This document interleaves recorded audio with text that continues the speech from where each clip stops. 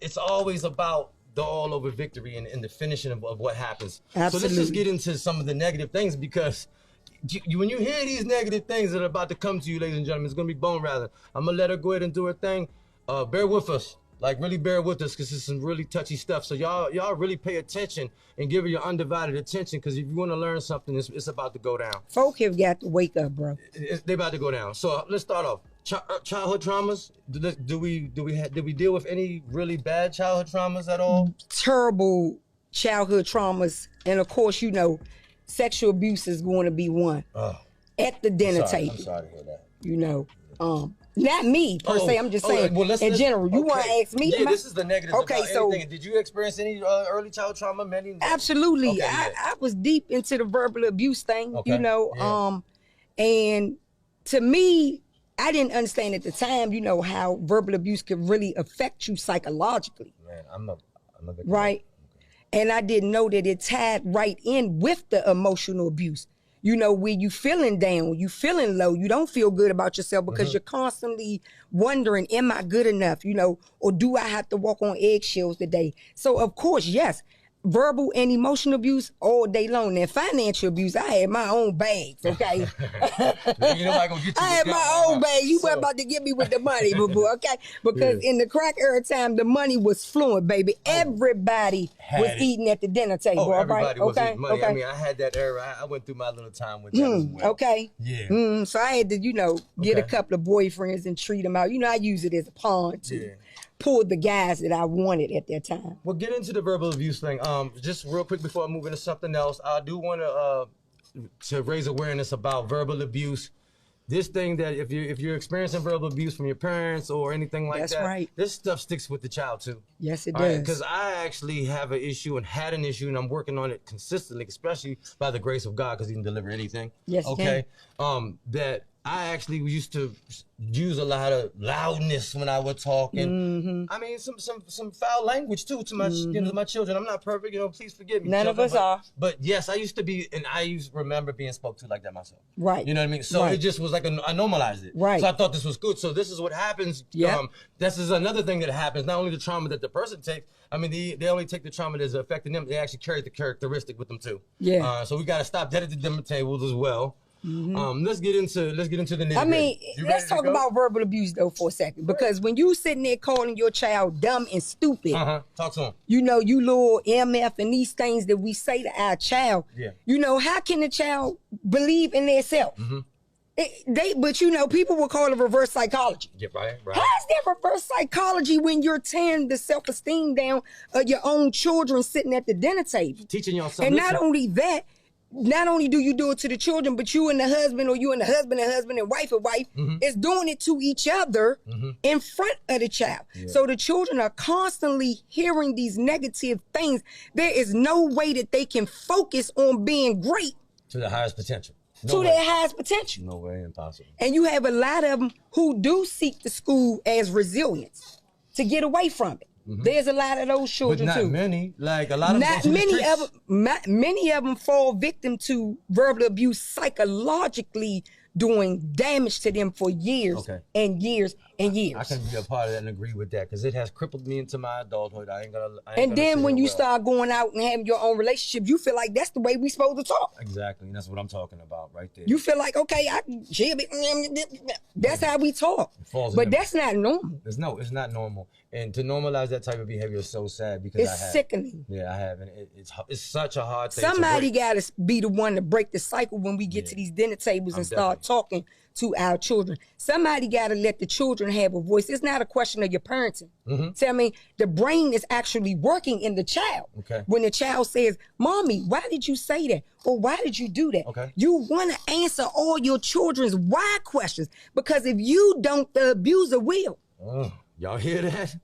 Man, she gonna give it to you straight. You got to answer the children's why questions. You're not doing your parenting job if you don't answer their why questions. Get out your little feelings about being a good parent. Teaching me right now, because this ain't what it's about. I'm listening for why questions. It's about the child's psyche working. The child's brain working at that time, asking those questions so they'll know why. They'll know why you told them no. They'll know why mommy said that. They'll know why daddy said that. Unless you want me to tell them, the abuser tell them all day long. That's why your children leave from behind the computer and go to the abuser. I appreciate that. I really do. I'm sorry. No. I ain't mean. It's gonna go even deeper, y'all. Go It's ahead. gonna get even raw because I'm gonna go ahead and just come right out the bag. Go ahead. Let's get into this. I do know of a little bit of the situation. It inspired me to hear it from you. Actually, it caught me.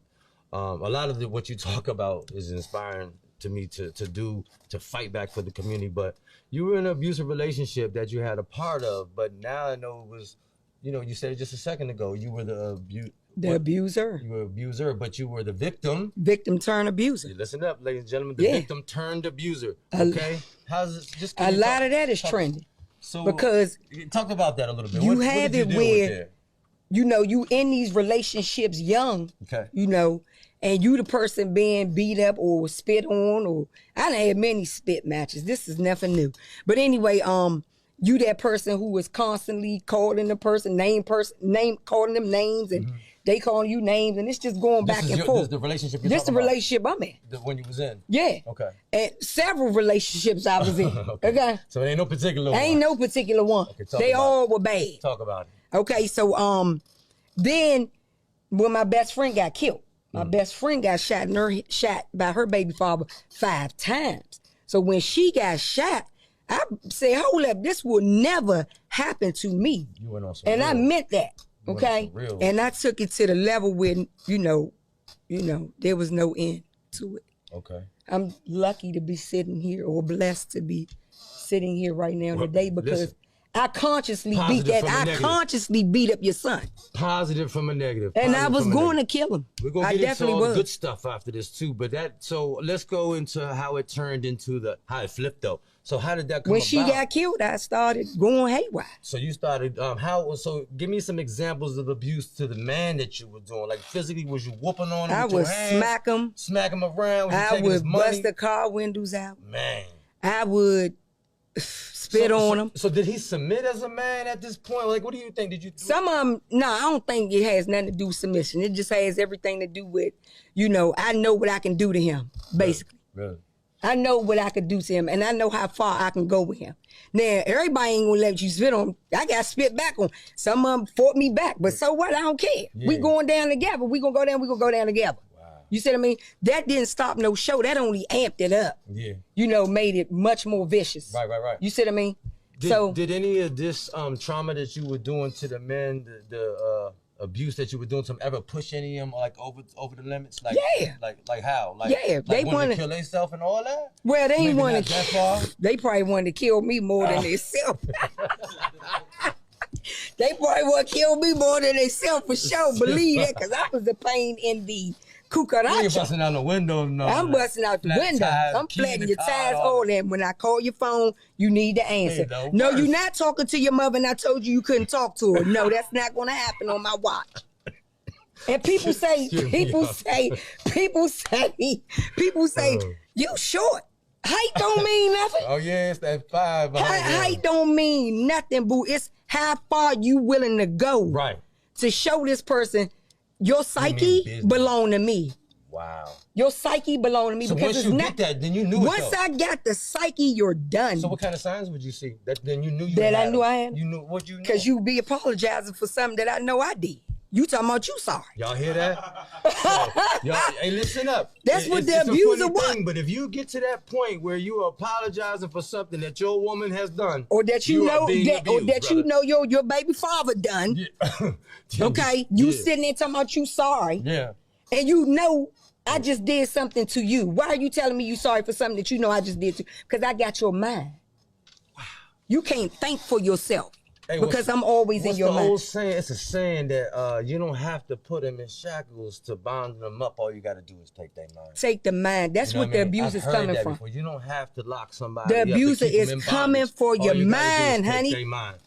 We coming for your mind. Yeah, and people tell you, oh, leave. Where is that victim going when the abuser has his or her psyche? Where are they going? Right. Furthermore, I know every place that my victim gonna be. I know where she shop at. I know where he shop at. I know where they work at. I know when you pick the children up. I know when you drop the children. Where you gonna go when the abuser know? Is it 2 showers a day, 1 shower a day? That's a tough. Child, please. The abuser track the victim like nobody's business. Okay. So